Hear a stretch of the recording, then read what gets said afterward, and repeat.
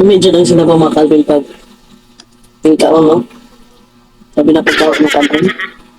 Umiyak eh. Mas kulay. Puno sa hangin. Sarap. Hello mga Calvin, dahil wala kaming ulam ngayon, magluto tayo ng sinabaw na pork. May talong, tsaka gulay. Ayan po ang lulutuin ko ngayon mga Calvin mo. Pork, talong, tsaka pechay. So ayan na nga mga Calvin, unahin ko ano paghiwa ang pork. Bilisan ko ng paghiwa mga Calvin para dali at tamahin.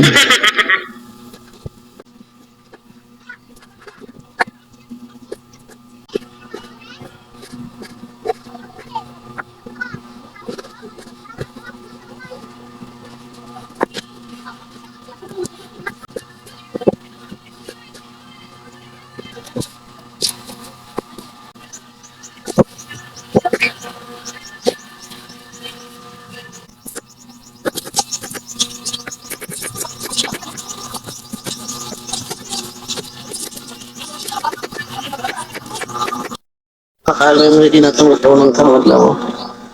Ayan, tapos ang pork kiwa. Saka talong o Chinese pizza. Siyempre natin Chinese pizza kayo mo nila isa sinabang ng Alvin.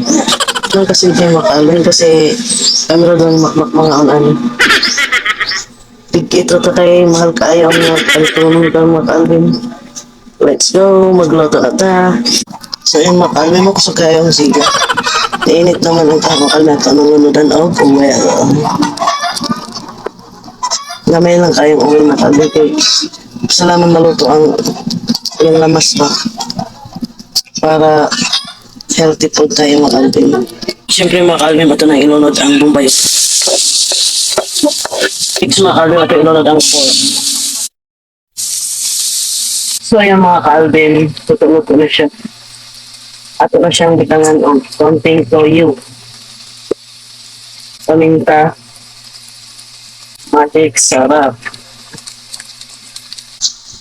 So ayan mga Alvin, pwede na siya lagyan ng konting tubig para isara.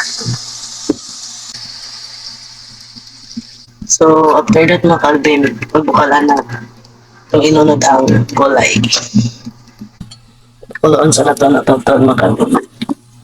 Okay. So, gasiga ay mas lindot ang ahoy nga sa niluto kaysa gasol. Kaya the best ang kami mga Calvin, mali kayong luto sa kahoy. Okay naman siya mga Calvin, at ano yung lunudan ng gulay. Mas lamig dyan ang sinabaw mga Calvin, pag may gulay, di ba? Yan mga Calvin, luto na akong sinabaw na pork and tsaka Chinese pichay. Masarap talaga pag sinabaw mga Calvin mo.